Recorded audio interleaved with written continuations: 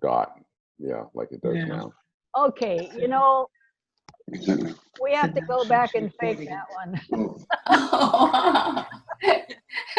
Okay, Kenitha, talk again, just a little bit. Oh, well, this is an old one that I experiment with the alcohol, with the acrylic, and I also use some gold color as a background, and with the kind of orange color. So. Did you use vodka or gin?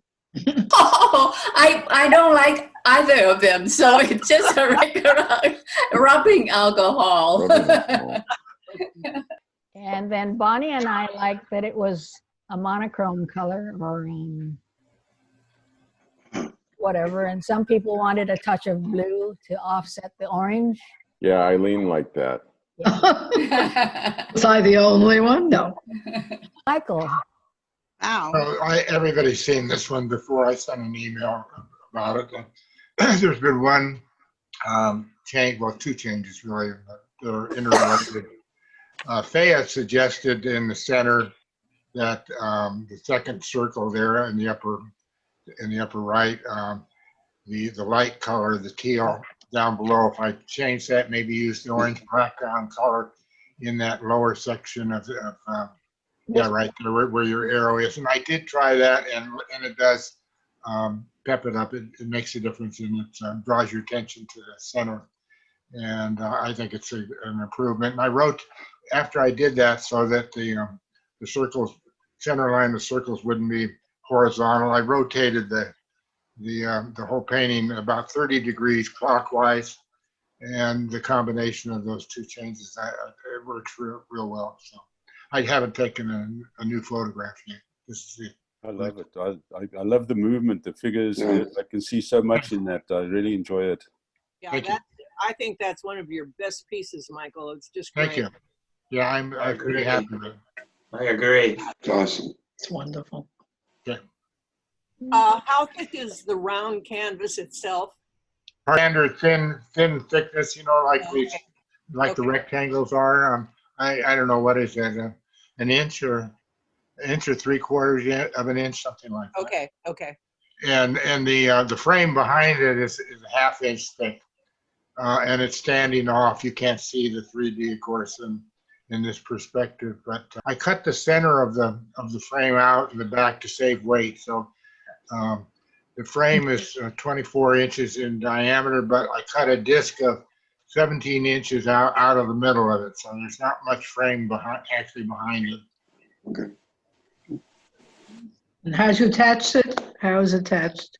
I used some about an inch wide pieces, 4 of them, concentric pieces around about every 90 degrees, and glued them to the frame and glued them to the back of the canvas, just inside the edge of the canvas. Maybe thank you.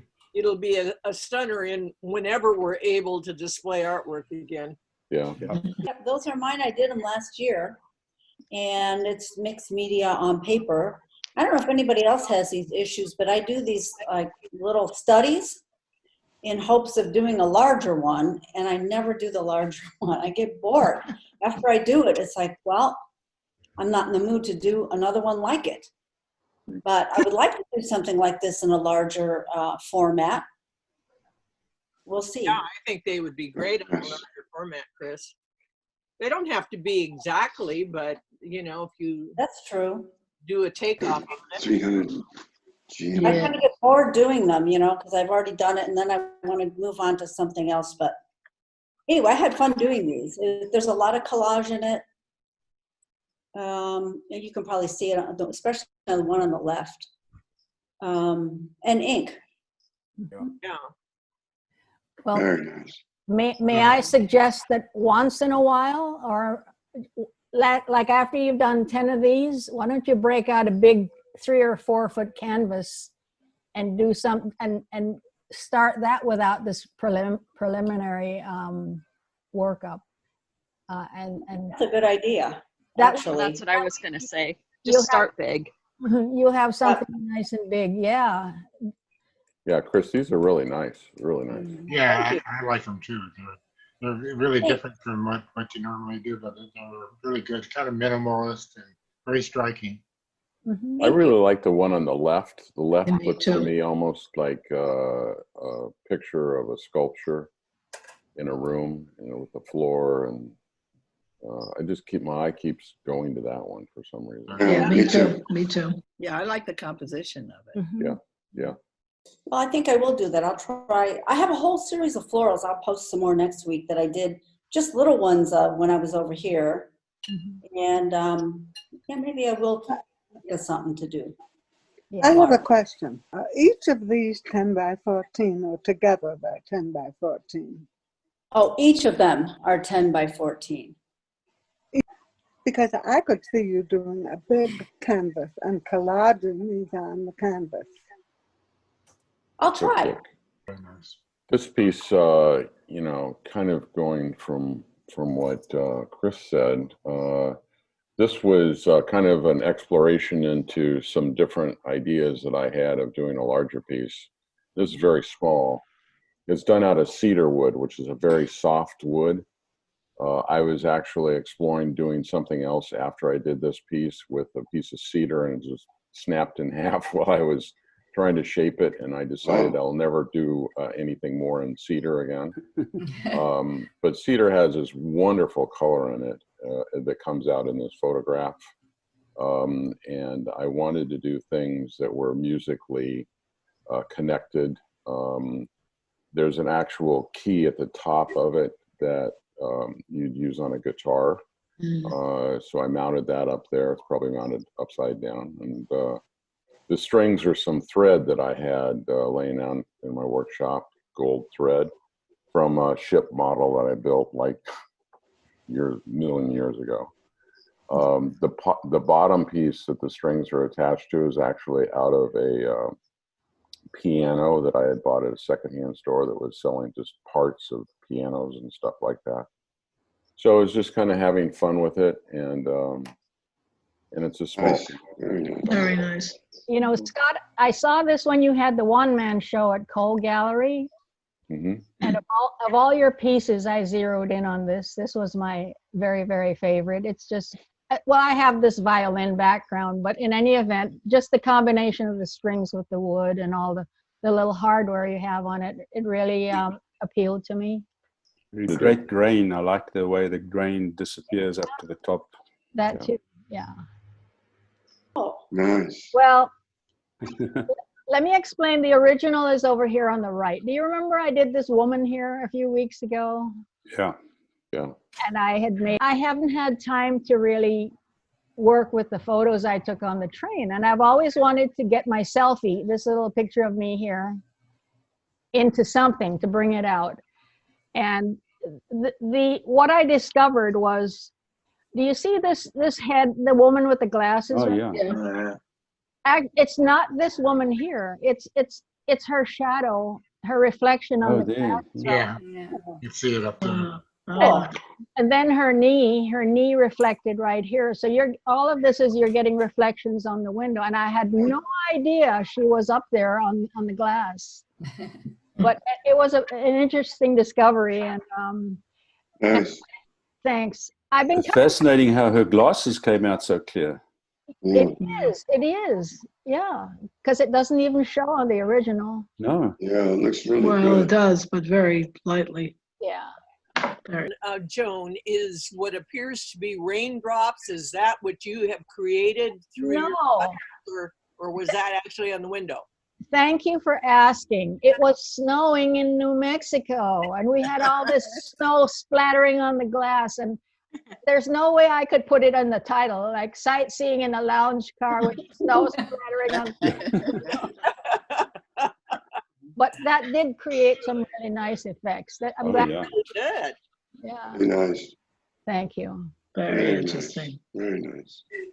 A new technique from YouTube, and I learned my watercolor everything from YouTube. No real teacher teach me how to do it. And so this is my practice. I just want to show and share with you. And I always struggling with transparency and simplify these two elements. So every time, and I really have no idea I can make it successfully or not. So I found Andy Evenson, this watercolor artist from YouTube, and he has 3 values procedure. And just wash, middle value, dark value, do transparency much better than before, but simplify still on the struggling. You can see the back side. Wonderful. Buildings still have a lot of details.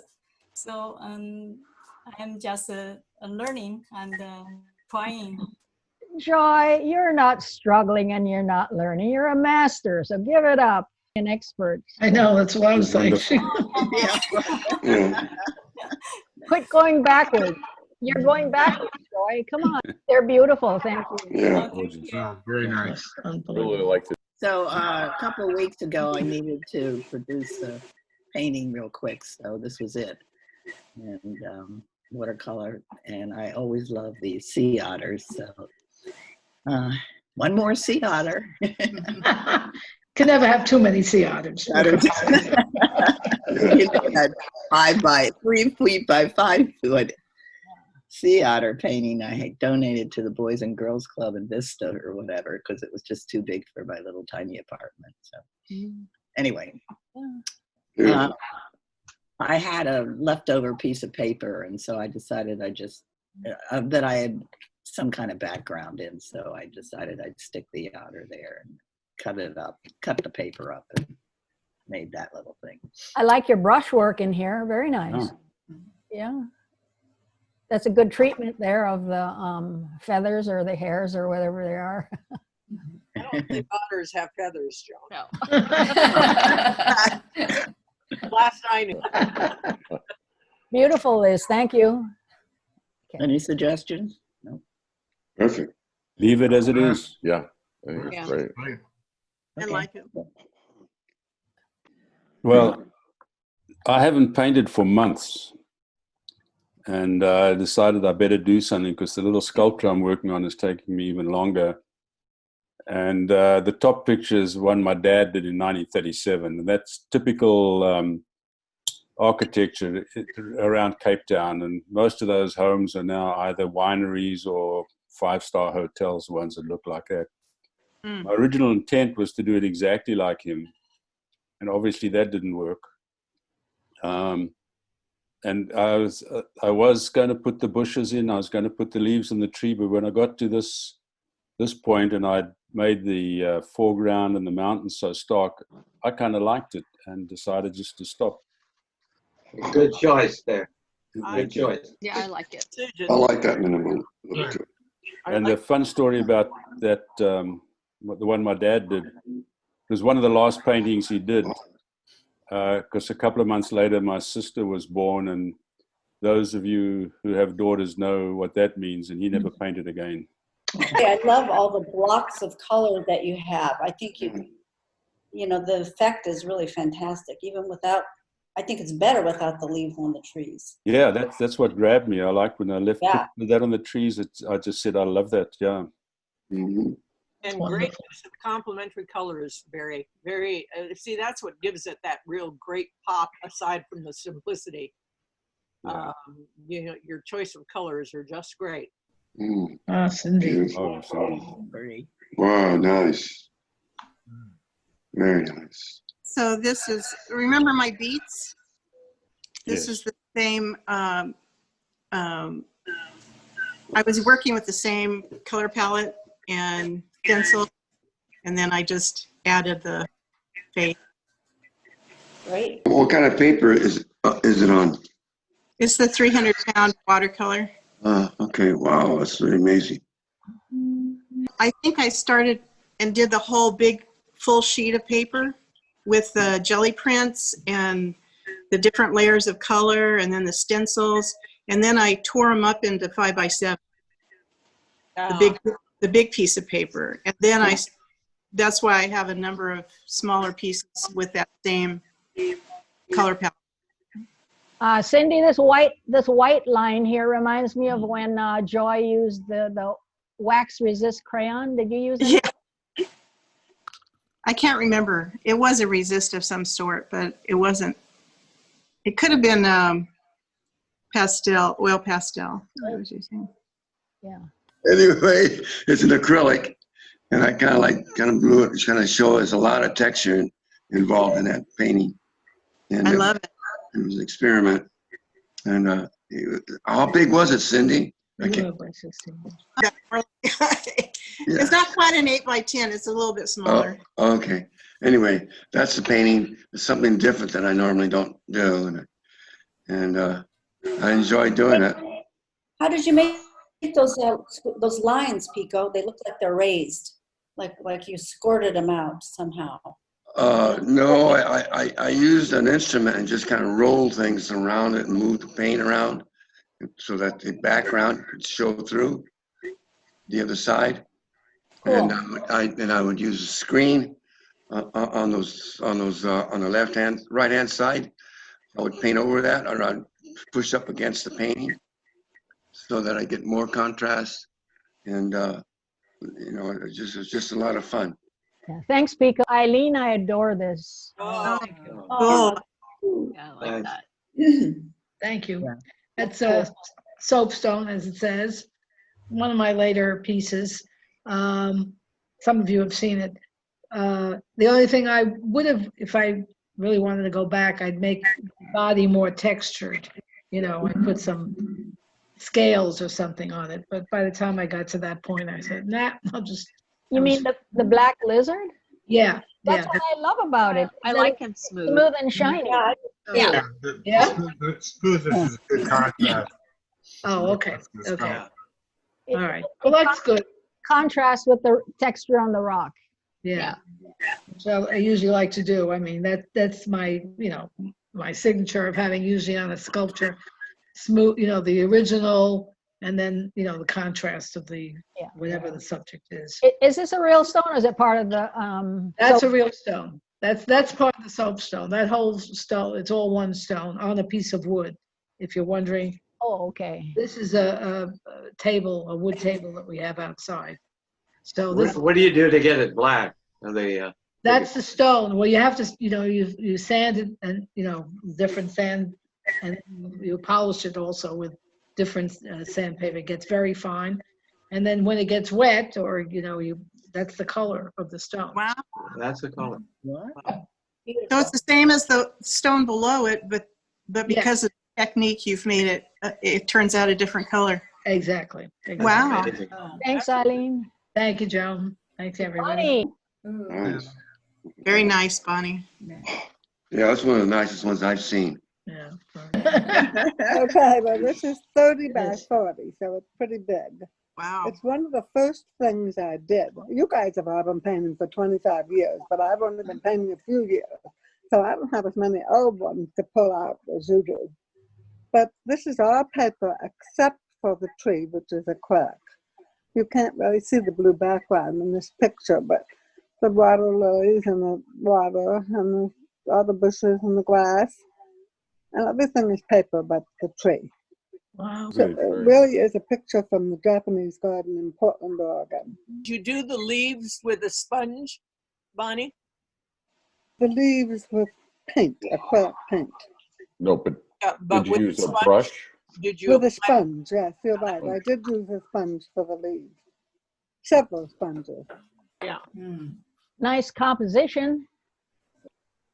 Yeah, the leaves, I think the leaves in the tree, if you cut it in half, the top part, because I just love the color and the detail in the tree, that would almost make a different painting.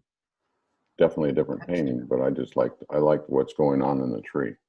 Yeah, the structure of the trunk down below and everything, and the lower branch is just the most interesting part of it. Well, I haven't been painting, so I figured I would post some photos of the 2-week cross-country trip we did in the car. the dog was one of the reasons we went to go pick up Andrew's dog from his mom's in Ohio. What a cutie. Yeah. Yeah, he is. He's cute. So I like that flower in the left. Isn't it good? Thistle? Yeah, I like that too. Yeah, Yeah. those thistles were really cool. Yeah. Everybody takes pictures of mountains there, but that's gorgeous. Yeah. Oh, The Badlands, Don, is that South or North Dakota? that is south, Yeah. I believe. I had a question that I didn't get to, Eileen. Oh. Is this a part of the soapstone or is it a real stone, this part? Well, when you say real, soapstone is a real stone. I'm not sure what you mean. It's all soapstone. It's all one piece. Oh, I see. I think, I didn't realize, I thought soapstone was soap first. But it's, Oh, no, it's just a name because it's very, very soft. You can, you can chisel it with almost probably, not quite, but a knife, it's very soft, okay. which makes it nice to work with. I had another piece, I think I showed that last week, was it, or sibling? Yeah. Library? That's the same stone. Yeah, it's wood stone and it's heavy too. It's very heavy. If we ever wanted to meet outdoors somewhere in a park, it was talked about with a few people. So we're gonna bring that up again and we can talk about it one day. Mhm. Michael, did it go okay? Yeah, I enjoyed it. It was good to see everybody's faces again, hear the voices. Yeah. Mhm. Good to see you too, Michael.